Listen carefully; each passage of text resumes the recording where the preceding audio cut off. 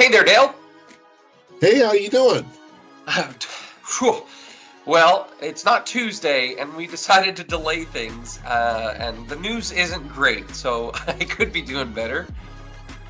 Yeah, we wanted to delay till we got at least a little bit of update for everybody that made some sense. So Yeah, and I guess without further ado, let's jump into it, because what we were waiting for is this. This is the CPI report from March of this year, and at a glance, really not that big a deal, right? I mean, it's not huge. A lot of things unchanged. Some drops like here in the rent or the OER, some drops, but let's just start here at the headline inflation and the core inflation. We went up to 3.5% year over year from 3.2%. Dale, it doesn't seem that bad, but why is that really bad? inflation going up is bad. Yeah. The goal, as we know, the Feds wanted 2% inflation, and they've been increasing rates to get us to drop. Well, that has not happened. Our inflation numbers have gone up, which maybe you can explain why in the world inflation going up, inflation down, rates down. Explain that to us, would you? So first, let's kind of backtrack on why this even matters in the housing market. The first thing to keep in note is that the Federal Reserve has basically said we need 2% inflation in order to lower the interest rates on the federal funds rate, which will help lower interest rates for the housing market. So that's what the goal was, and then they revised the goal and said, well, if we're on track to go down to 2%, and now we are clearly seeing something that is not on track. And the idea is that come March 2024, we were going to replace a really, really high figure so that the year over year figure would drop down. But that didn't happen. In fact, it went up. So what happened? Well, we had shelter remained unchanged. And you can see shelter makes the biggest majority of the core. And because of that, it actually helped raise the year over year figure by 0.2. And then you've probably felt it. Motor vehicle insurance was up 22% from just a year ago, which also provided quite huge, gigantic. So between these two things, you can see there's our 0.3 jump in the year over year figures. So back to your question, Dale, why is it that inflation even affects interest rates? Well, the idea is when we raise interest rates, we're making money more expensive. And that's ultimately what it is. Inflation is where money doesn't buy enough. $1 doesn't buy you that piece of candy anymore. So they're going to start charging you $2, $3, $4 for that piece of candy. Well, how do you get them to stop it? Well, you know what? Let's have you, me, and everyone else. We're not going to buy candy anymore. Okay, we're going to start saving our money. We're going to say, you know what, it's too expensive to start buying all of these things. And the way the federal government encourages people to do that is they make money more expensive. You want to borrow $100 from the bank? Well, they're going to charge you a higher interest rate. You want to buy a house? Well, they're going to charge you a higher interest rate so that they can make money more expensive. And people get encouraged to start saving their money. And that's ultimately how the federal funds rate is used to fight inflation. Right.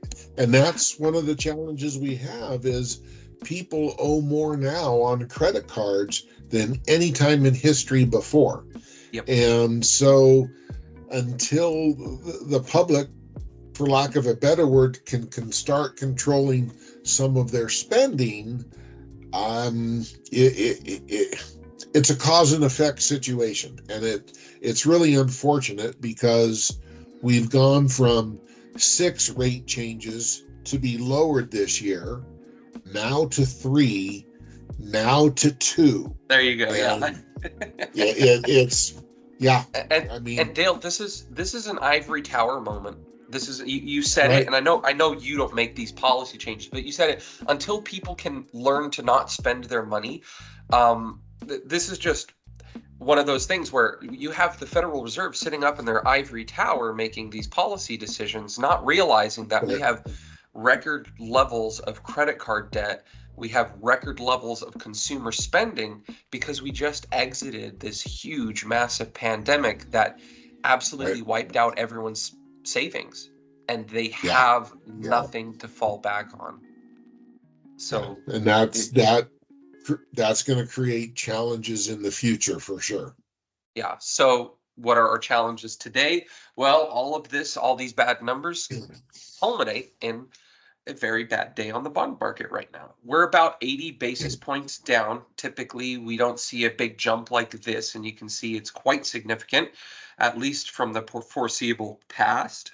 So we're going to see a revision to interest rates. And right now, we're sitting this week at 6.82.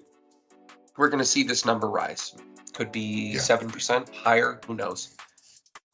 And that 6.82 is a combination of things, like conventional interest rates are higher, VA interest rates are lower.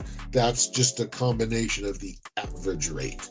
I did want to point out that you had mentioned 80 basis points.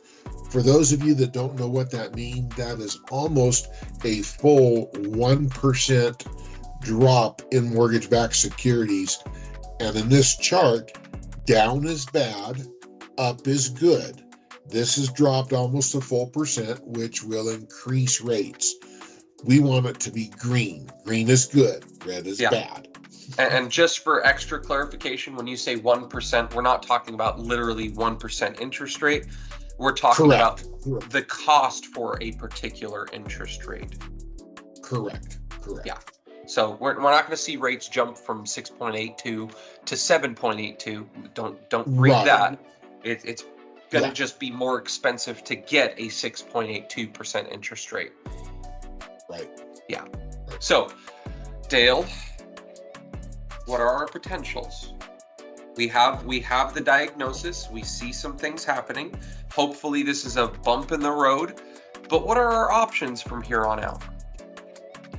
Well, as we see it, if rates go down, prices go up. We all know this. If you could afford a $400,000 home at 7%, well, maybe a $460,000 home at 6.5% is the same monthly payment. So rates going down, typically prices go up. Yep. Rates stay the same, prices are still probably going to go up. They have been historically. We were talking earlier today, you and I think you said since February of 23, we've seen nothing but prices going up. And if rates go up, prices maybe drop a little, maybe, but probably not. And so the moral of the story is what? Buy now. There you go. Yeah. And truly, okay, so Dale, I have to put this out there because there are people who maybe already clicked off the video. We want to bring them back. Okay, if rates go up, wouldn't we expect a pretty strong correction, maybe even housing prices to drop significantly, similar to 2008? Why wouldn't that happen? Well, I honestly don't think that's going to happen. I think we might see a price correction, meaning a little bit of a drop. But I don't think we're going to see a crash like 2008, really for two reasons. A lot of the riskier loans, you can't do them anymore. Okay, we never did them, but people did. And that's the stuff that's like the stuff where I work at McDonald's and make, 6 figures, right? You tell me you work at McDonald's and you make $200 a year. Or better yet, you tell me you make $200 a year and you won't tell me what job you have. And I still get you a loan. Yeah. Those kinds of loans don't exist anymore. The other thing is the lower interest rates of not too long ago. Almost everybody has a reasonably low mortgage payment.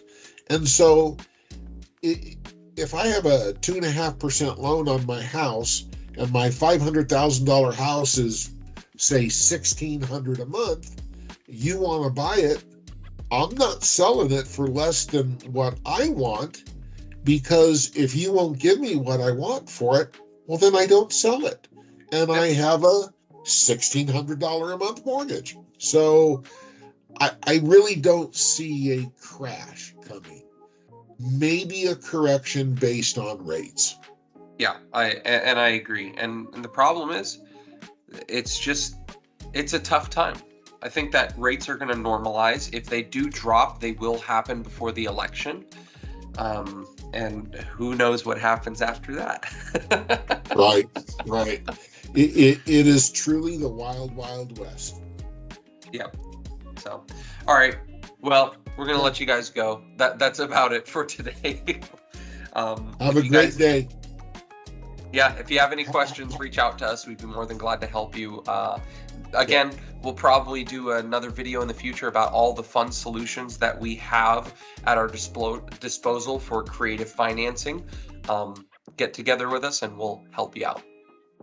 Yep. Y'all have a great Wednesday. All right. Take care. Bye.